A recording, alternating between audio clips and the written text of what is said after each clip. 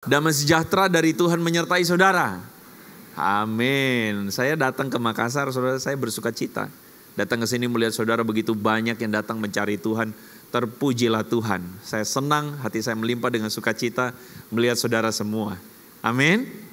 Saudara bilang sama kiri kanan, bilang juga, saya senang lihat kamu ada di sini. Haleluya. Haleluya, haleluya, haleluya. So, saya percaya kita datang ke rumah Tuhan, ya. Kadang-kadang dalam bahasa Ibrani, saudara-saudara, rumah Tuhan itu disebut sebagai Beit Hokmah atau Bait Hikmat. Bait Hikmat maksudnya apa? Rumah tempat di mana hikmat itu kita dapat. Dan saya percaya kita dalam hidup itu kita butuh yang namanya hikmat Tuhan. Katakan sama-sama dengan saya, hikmat Tuhan. Hikmat itulah yang membantu kita untuk kemudian melihat hidup dari perspektifnya Tuhan. Karena kadang-kala saudara-saudara kita mesti sadar bahwa dalam dunia kita hidup di tengah-tengah hikmat dunia. Orang dunia punya hikmatnya sendiri. Orang dunia punya cara pikirnya sendiri. Dan sadarkah saudara bahwa pengertian yang salah itu mengakibatkan saudara punya perasaan salah. Perasaan yang salah itu mengakibatkan pilihan saudara salah. Betul? Betul? Pilihan yang salah itu mengakibatkan hidup saudara salah. Hari ini begitu banyak orang luput kehilangan berkat Tuhan. Karena pilihannya salah. Pilihannya salah kenapa? Karena pengertiannya salah.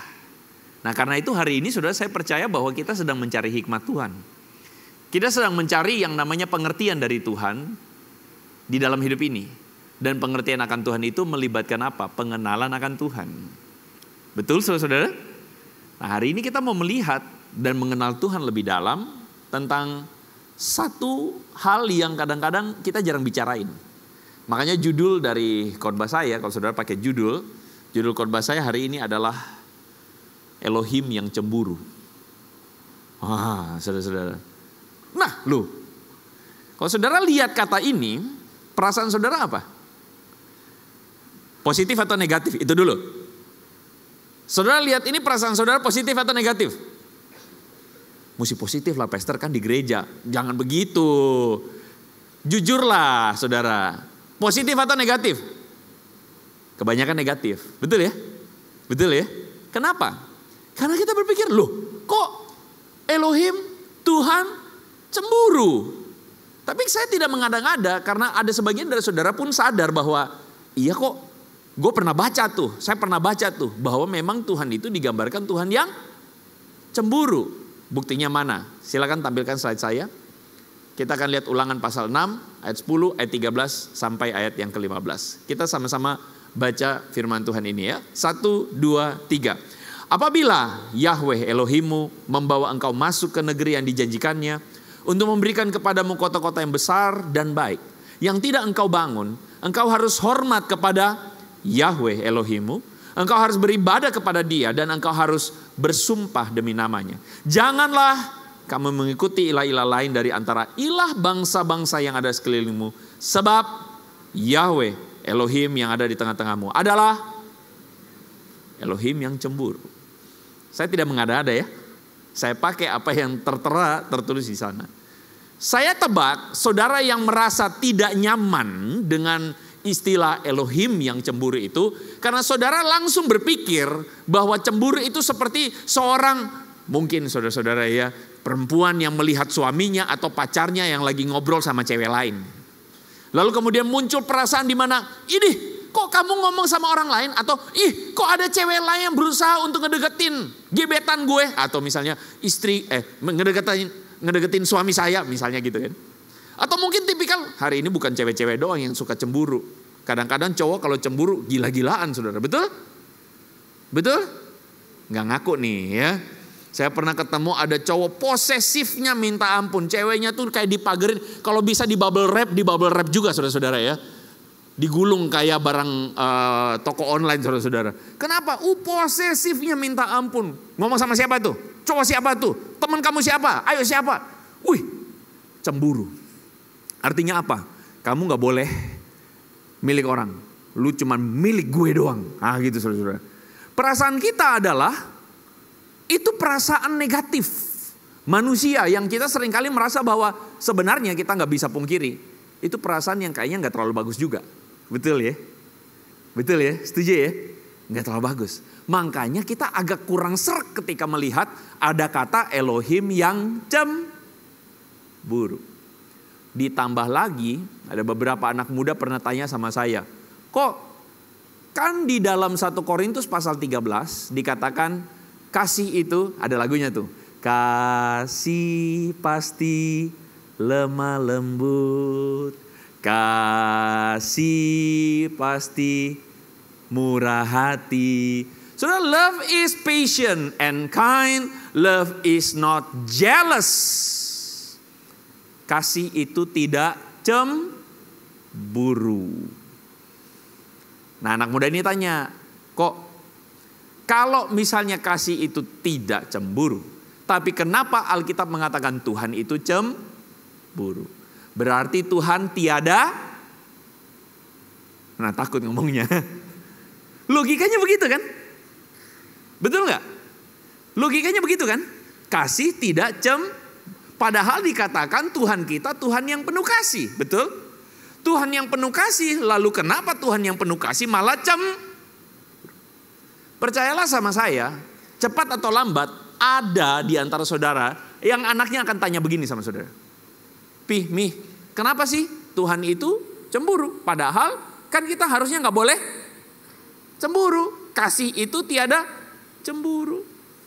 Saudara siap jawab nggak? Coba lihat muka samping kiri kanannya, mukanya bingung nggak? Coba. Lihat beneran. Pak, bukan istri saya ya, udah nggak usah diliatin ya. Coba tanya sama pasanganmu, tanya sama temanmu, kamu bisa jawab gak kalau gitu? Disenggol. Kamu bisa jawab gak? Nah, saudara, hal ini adalah hal yang penting untuk kita bahas. Kenapa? Karena percayalah sama saya bahwa kalau kita mengalami pengertian yang benar akan ini, kita akan makin kagum akan Tuhan. Kita akan makin kagum tentang bagaimana cara Tuhan bekerja dalam hidup kita. Jadi ketika kekaguman saudara itu bukan hanya sekadar ketika saudara nyanyi, anugerahmu cukup bagiku gitu. Lebih daripada itu, saudara akan mengalami benar-benar, oh Tuhan, makin aku mengenal Engkau sebagai Tuhan, Elohim yang cemburu, makin aku kagum dan hormat padamu. Kok bisa, Pastor? Kita masuk, kita belajar sama-sama. Bagaimana cara kita memahami ketika Alkitab mengatakan Tuhan kita, Elohim adalah Tuhan yang cemburu?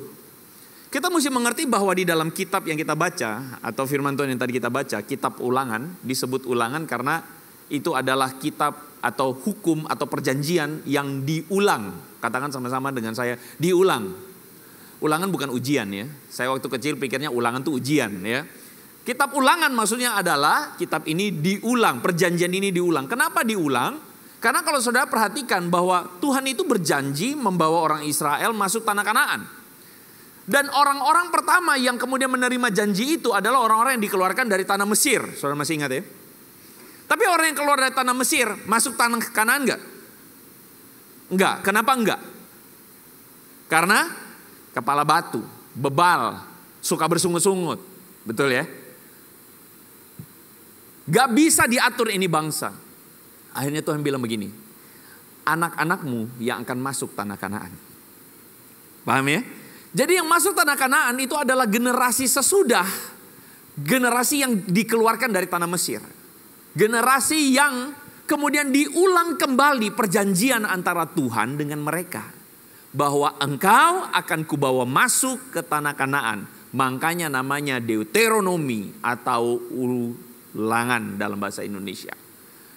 Apabila Yahweh Elohimmu membawa engkau masuk ke negeri yang dijanjikannya, Tuhan ingetin. Ketika Tuhan bawa kamu masuk ke negeri Kanaan, Tuhan ingetin. Jangan sampai, berhati-hatilah. Supaya apa? Supaya jangan engkau melupakan Yahweh yang telah membawa engkau keluar dari tanah Mesir. Tuhan kasih ingat kepada bangsa yang barusan ini, yang adalah anak generasi sesudahnya, yang dikeluarkan Tuhan dengan tanda hebat dan heran dari tanah Mesir itu. Tuhan ingatin sama mereka, kamu akan masuk Kanaan, jangan lupa katanya Tuhan. Hati-hatilah, jangan sampai kamu tuh mengikuti ilah lain, ilah bangsa-bangsa sekelilingmu. Bangsa Kanaan tuh dewanya banyak. Dewa Moloch, dewa Baal, Asyera dan sebagainya dan sebagainya. Banyak dewa-dewanya. Tuhan bilang jangan sampai kamu ikutin.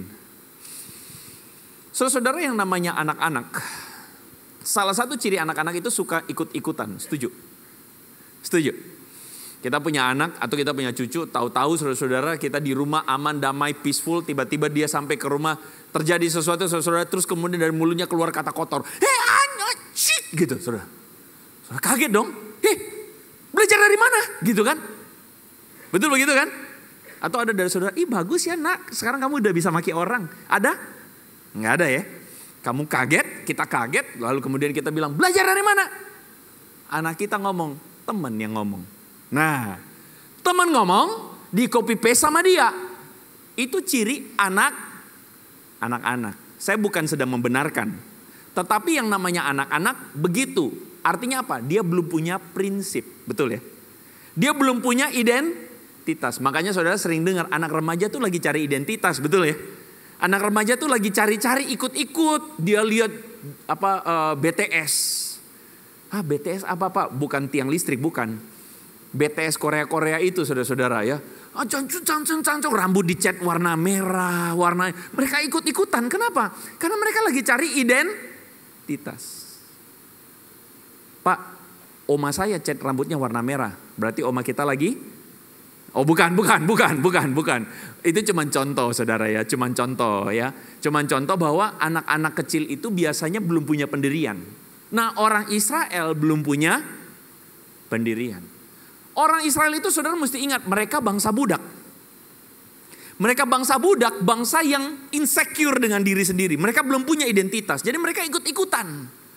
Yang begini-begini mereka ikut lagi. Yang begini-begini mereka ikutin. Makanya anak-anak muda, seringkali kita bilang begini. Saudara pernah pasti dengar, Tuhan tuh rasis banget. Pernah dengar begitu gak? Di perjanjian lama masa disuruh bergaul. Jangan bergaul dengan bangsa lain. Bukan Tuhan itu ngelarang mereka bergaul. Bukan. Tuhan itu ngelarang mereka ikut-ikutan. Gampang ikut-ikutan, gampang bikin dosa, gampang hidup sembarangan. Itu natur kita. Saya lagi persiapan ini, saya mau ngejok sedikit. Boleh ya, saya melucu sedikit. Apa persamaan antara kacang atom, kacang telur dengan teh gelas? Amin, mari puji, mari kita pulang ya saudara. Apa persamaannya? Apa Pak? Apa Bu?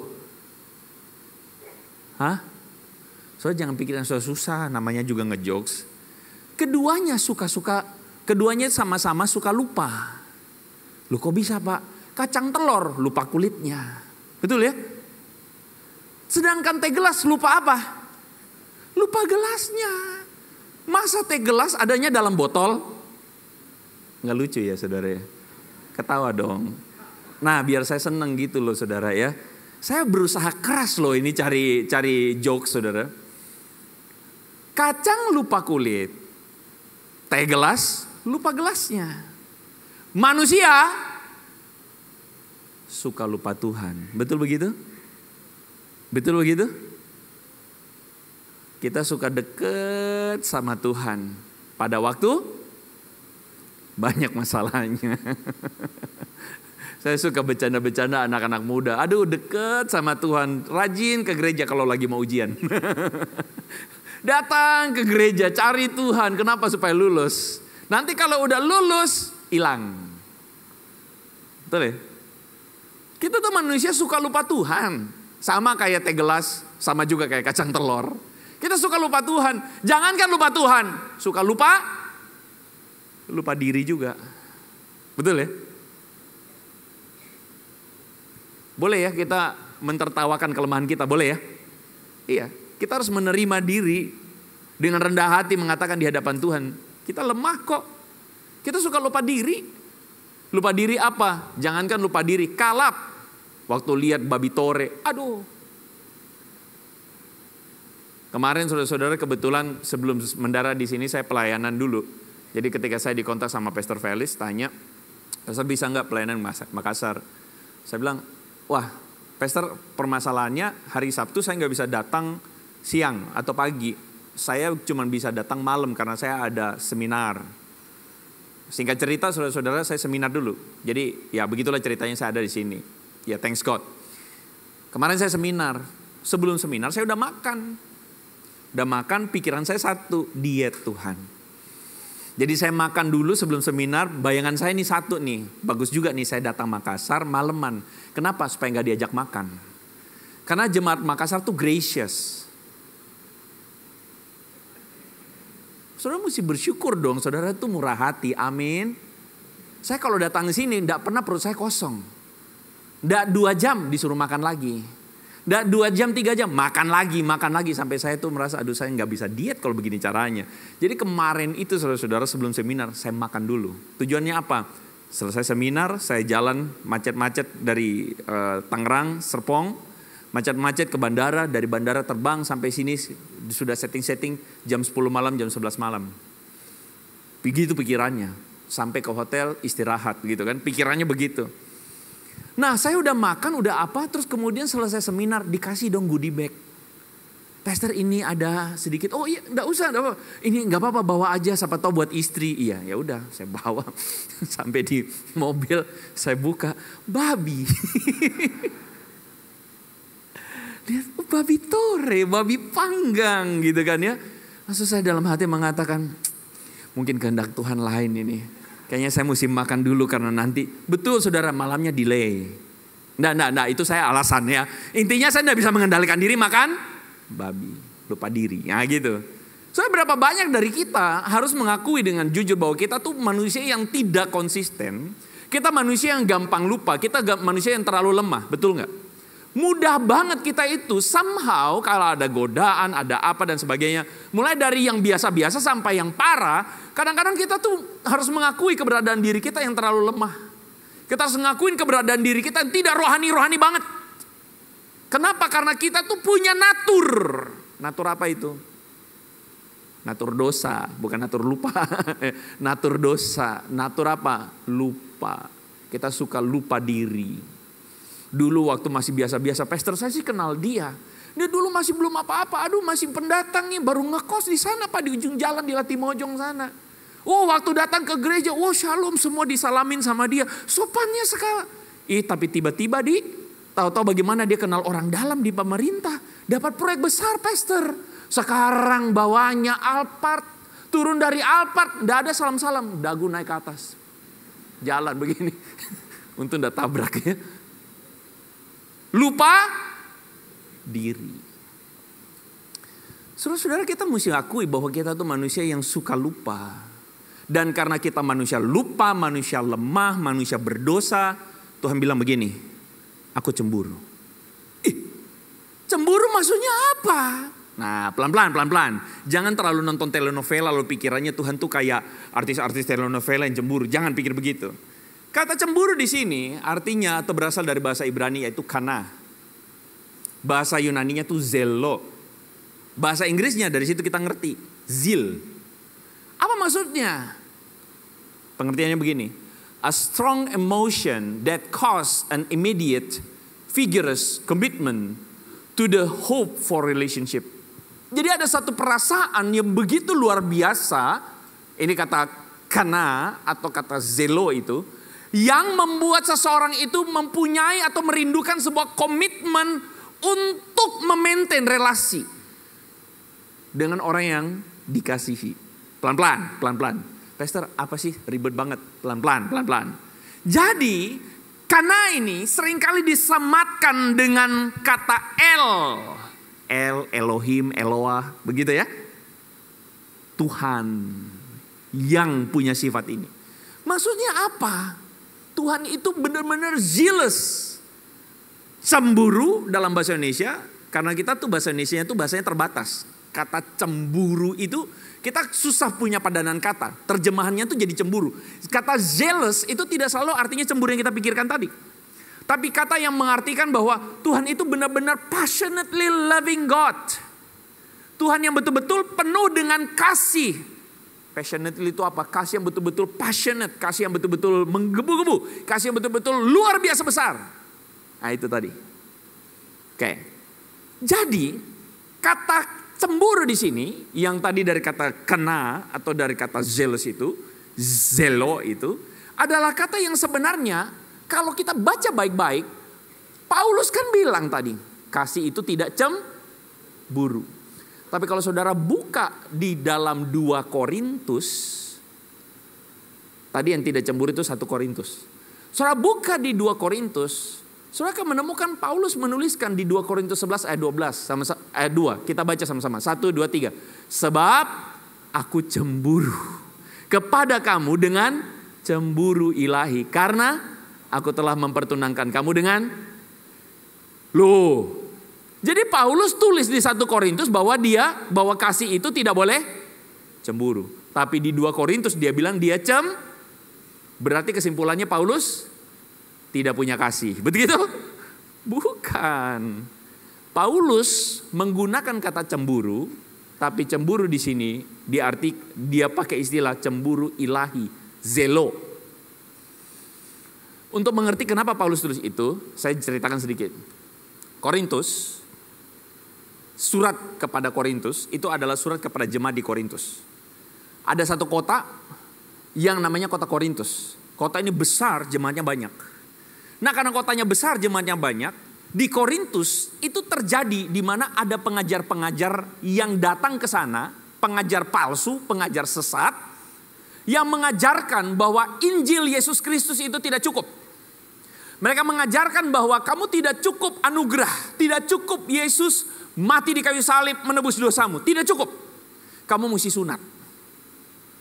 Tidak cukup, kamu mesti melakukan hukum Taurat. Tidak cukup, kamu mesti melakukan ini, melakukan itu, melakukan ini, melakukan itu. Itu pengajar-pengajar sesat yang mengajar di Korintus. Celakanya, pengajar-pengajar ini pinter ngomong. Jadi jemaat suka dengernya. Ih, lucu ya. Nah gitu saudara-saudara. Ih, enak kalau ini mengajar. Nah gitu kira-kira. Jadi bukan cuma hari ini. 2000 tahun yang lalu ada di Korintus. Paulus itu mendirikan jemaat Korintus. Dan dia tuh marah, dia tidak senang. Kenapa? Karena jemaat teralihkan kepada Injil yang palsu. Jemaat itu digiring kepada Injil yang lain. Dalam surat kepada Galatia, Paulus bilang, hai kamu jemaat Galatia yang bodoh. Itu Paulus bilang. Kenapa? Karena mereka berpaling daripada Yesus Kristus. Mereka berpaling daripada Yesus, mereka menjadi pelaku-pelaku hukum. Melakukan hukum supaya dibenarkan. Ingat, itu agamawi, itu salah. Grace and truth harusnya. Yesus Kristus datang membawa anugerah, membuat kita menghidupi hukum bukan karena kewajiban. Tapi kita menghidupi hukum karena kita telah diselamatkan. Paulus bilang, aku cemburu. Kenapa cemburu? Karena kamu yang tadinya aku sudah set up baik, aku ajarin dasar-dasar iman yang baik, kamu melengsong, lari, belok kiri, masuk got. Ah gitu kira-kira. Aku cemburu bukan karena Paulus butuh banget untuk diterima, tapi Paulus bilang begini, aku cemburu karena aku telah mempertunangkan kamu dengan Kristus. Paham ya saudara-saudara ya? Aku telah membawa kamu pada Yesus. Kenapa kok kamu lari lagi? Jadi cemburu di sini adalah karena aku peduli pada kamu. Karena aku mengasihi kamu. Karena aku ingin supaya kamu benar. Itu cemburunya. Nah dari sini saudara mulai ngerti. Oh beda ya sama cemburu yang kita pikirin. Betul? Karena cemburu yang kita pikirin itu adalah cemburu yang kamu gak boleh sama gue doang. Gak boleh sama gue. Gitu kan ya. Saudara tegang amat. Oke ginilah kita lemesin dulu ototnya. Misalnya gini. Pahit. Saudara suka gak kata ini?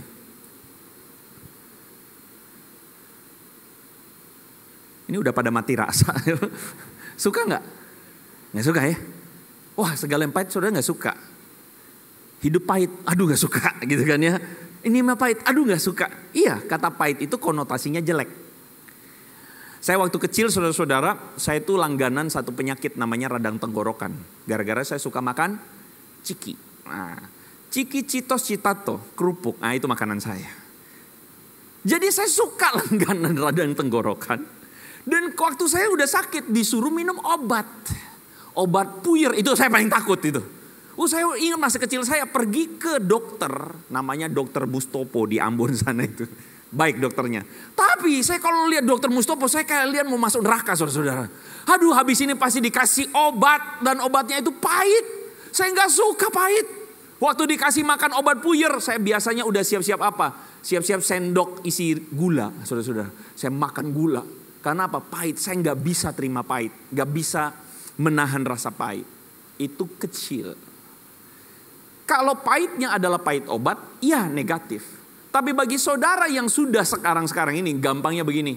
Pahit kopi, pahit gak? Salah pertanyaannya. Pahit kopi, negatif atau enggak? Yang gak suka kopi, diam aja mingkem. Positif ya? Yang suka minum kopi? Yang suka minum kopi? Iya ada ibu-ibu juga, mantap bu ya. Yang suka minum kopi tahu pahitnya kopi itu bukan pahit saja, tapi harum, betul? Wangi, betul nggak? Harumnya kopi, pahitnya itu pahit enak dan saudara bahkan nyari pahitnya kopi, betul ya? Padahal waktu kecil lari dari pahitnya obat, tapi waktu udah gede pahitnya kopi itu kita cari. Kenapa? Karena kita mengerti pahit itu tidak selalu buruk, pahit itu bisa jadi baik. Halo? Bahkan saudara sudah dewasa, saudara minum obat yang pahit pun saudara minum. Kenapa? Bukan karena saudara suka yang pahit-pahit, tapi saudara ngerti bahwa yang pahit ini baik buat saya. Amin. Dengarkan ini kebenarannya. Hari ini banyak orang kayak bocil, cuma bisa lihat hidupnya pahit, tapi tidak mampu mengerti bahwa Tuhan sanggup membuat yang pahit jadi harum. Tuhan sanggup mengubah yang pahit dan buruk dalam hidupmu jadi sesuatu yang indah. Engkau tidak mampu lihat kalau pikiranmu kayak bocil terus. Paham ya? Paham ya? Engkau tidak mampu lihat kalau pikiran kita tuh seperti anak kecil yang cuma mau sesuatu yang menyenangkan kita. Kalau engkau jadi Kristen karena mau sesuatu yang menyenangkan saja, I'm sorry to say, siap-siap untuk kecewa. Kenapa? Karena dalam hidup akan banyak hal yang tidak menyenangkan. Tapi ingat baik-baik, orang Kristen beda dengan dunia. Karena orang Kristen mampu melihat yang tidak menyenangkan dan pahit, itu bisa Tuhan buat jadi indah pada waktunya. Itu kebenarannya. Engkau mereka-rekakan yang buruk, tetapi Tuhan mereka-rekakannya untuk kebaikan. Itu kebenarannya. Makanya saudara mampu berdiri tegak dengan pengharapan karena saudara punya Tuhan. Kasih tepuk tangan buat Tuhan.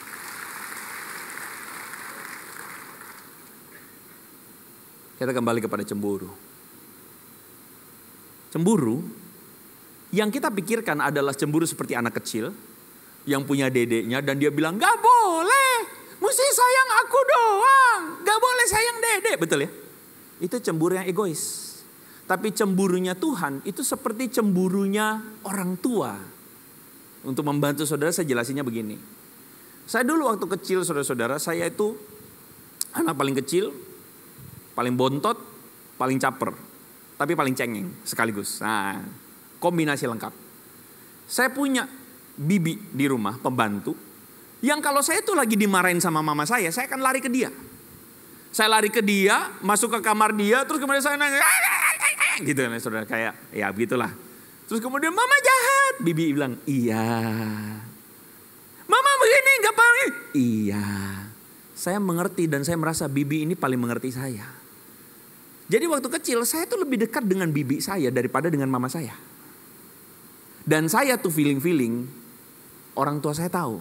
Ini anak gak boleh dibegitukan. Gak boleh dibiarin dia ini gede sama bibi. Bukannya saya anti ya, kalau misalnya ada yang pakai neni, babysitter, pembantu maaf, bukan. Tapi secara psikologis anak ini kalau lebih dekat sama pembantu ini gak baik. Pertama, alasannya yang paling simpel. Karena orang tua saya yakin bahwa bibi saya tidak akan bisa mengasihi saya lebih besar daripada orang tua saya mengasihi saya. Betul? Betul? Saudara sebagai orang tua, saudara punya keyakinan itu pasti. Bahwa tidak ada orang lain yang bisa mengasihi anak saudara lebih besar dari saudara. Orang lain kalau mengasihi anak saudara, ya mungkin bisa, tapi tidak bisa seperti saudara. Bahkan saudara mengasihi anak saudara bukan karena ada alasan balas jasa. Betul begitu? Saudara mengasihi karena saudara komitmen, karena ini anak saudara. Saudara sayang dan saudara mau yang terbaik buat dia. Betul begitu? Jadi saudara tidak akan membiarkan ada orang lain yang bisa merawat dia, dan cuma saudara yang bisa merawat dia dengan lebih baik. Paham ya? Itu cemburunya Tuhan. Cemburunya Tuhan itu apa? Aku adalah sang sumber kasih, dan cuman aku yang bisa mengasihi engkau. Yang lain mungkin akan bikin kamu happy, tapi kamu akan kecewa. Dunia akan bikin kamu kelihatannya enjoy, tapi kamu akan kecewa. Engkau akan kehilangan, dan cuman dengan Tuhan kamu akan menemukan hidup yang berkelimpahan. Cuma di dalam Tuhan engkau akan menemukan hidup yang indah. Cuma di dalam Tuhan engkau akan menemukan hidup yang benar. Dan itulah cemburunya Tuhan. Jadi Tuhan itu cemburunya maksudnya apa? Tuhan itu mengasihi umatnya dan rindu berelasi dengan kita. Tapi masalahnya adalah kita itu terhilang. Kita seperti anak yang hilang. Dalam Lukas pasal 15, anak bungsu yang bilang sama bapaknya, "Pak, kasih aku warisan dong." "Ah, kenapa, buat apa?" "Hehe, mau happy di luar." Kita merasa bahwa kita menemukan keindahan, kebahagiaan di luar rumah bapak kita. Kita pergi keluar, kita jual segala sesuatu. Kita jual integritas kebenaran kita dengan dosa, dengan macam-macam kebahagiaan, kesenangan dunia dan sebagainya. Kita pikir kita bisa menemukan kebahagiaan di sana. Tapi pada akhirnya cerita anak yang hilang itu adalah cerita kita. Kita tidak menemukan keindahan di luar Tuhan. Kita cuma menemukan bahwa dengan Tuhan kita cukup. Dan karena kasih Tuhan adalah kasih yang paling baik.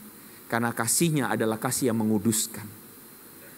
Jangan salah saudara berpikir menguduskan ini soal masalah, oh tadinya saya berdosa sekarang saya gak bikin dosa. Bukan. Menguduskan itu maksudnya apa? Tuhan itu mengkhususkan kita jadi umatnya. Maksudnya apa? Dia sedang membentuk kita. Dia sedang membentuk kita. Kenapa Tuhan itu mesti jadi Tuhan yang cemburu? Dengarkan ini baik-baik. Karena Tuhan tidak dapat menyangkal kasihnya. Sehingga dia harus mengasihi kita dan mengkhususkan kita bagi dia. Yang kedua, Tuhan itu adalah Tuhan yang mengkhususkan kita buat dia. Dan kadang-kadang dengan cara itu melibatkan tindakan tegas. Contoh, ada anak saudara yang ketagihan main HP. Main Mobile Legends. Ketagihan TikTokan. Gitu, hi guys gitu. Adakah dari saudara yang adalah orang tua lihat anak saudara, bagus ya kamu ya nak ya, pegang HP terus 24 jam, ada gak? Ada gak yang bilang, bagus kamu nak ya, kamu senang main game dan kamu main terus, bagus ya, ada gak? Kalau ada, periksakan diri saudara karena saudara tidak waras. Sebagai orang tua, saudara akan melihat anak ini dan saudara akan bilang, wah ini kayaknya kelebihan batas nih, gak bagus nih, betul kan? Karena main HP, main game, keseringan TikTokan, joget-joget, dia lupa belajar. Dia lupa makan.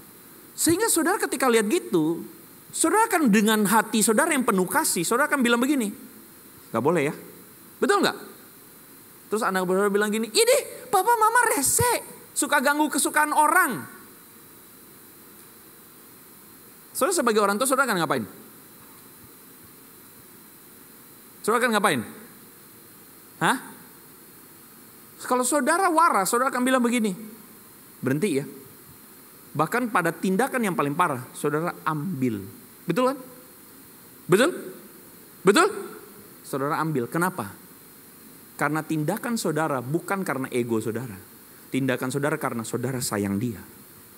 Saudara mengasihi anak saudara dan saudara mau yang terbaik untuk dia. Dengarkan ini. Cemburunya Tuhan itu melibatkan bagaimana Tuhan betul-betul sayang kita dan dia mau yang terbaik sama kita. Dan kadangkala untuk kebaikan kita hal-hal yang terjadi tidak menyenangkan kita. Itu faktanya. Halo. Jadi Tuhan itu sedang membentuk kita. Elohim yang menguduskan umatnya. Elohim yang membuat kita tuh supaya kita belajar untuk benar. Kita belajar untuk bertumbuh dengan benar. Kita belajar untuk punya hati yang benar. Belajar untuk kita tuh makin benar. Itu Tuhan yang benar. Tuhan yang benar mesti begitu. Bukan Tuhan yang cuma nyenengin kita. Aku ingin begini, aku ingin begitu, ingin ini, ingin itu banyak sekali. Tuhanmu Doraemon fix. Tuhan kita bukan Doraemon. Tuhan kita adalah Tuhan yang kudus, yang suci, yang benar, yang mulia. Amin. Dan Dia mengasihi engkau dan saya. Itu kebenaran nomor 2. Amin. Dan karena Dia mengasihi saudara dan saya, Dia mau yang benar buat kita. Dan sometimes yang benar itu bertentangan dengan kenyamanan kita. Bertentangan dengan keinginan kita. Tapi untuk itulah semua baik, semua baik. Apa yang telah kau perbuat di dalam hidupku. Sama-sama saudara. Semua baik.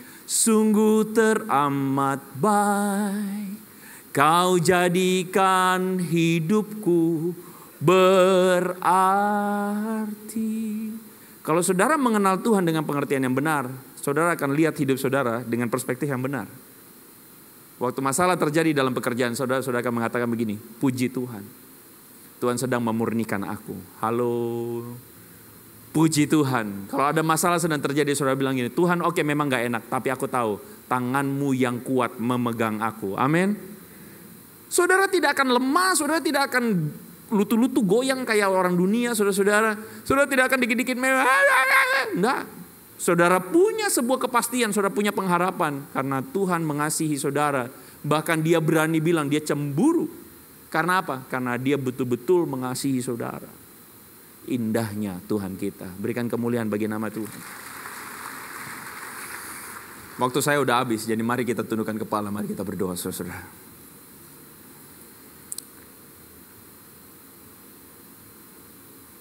Hari ini kami percaya bahwa firman-Mu menegur, mengubahkan cara pikir kami yang mungkin Tuhan hari ini keliru.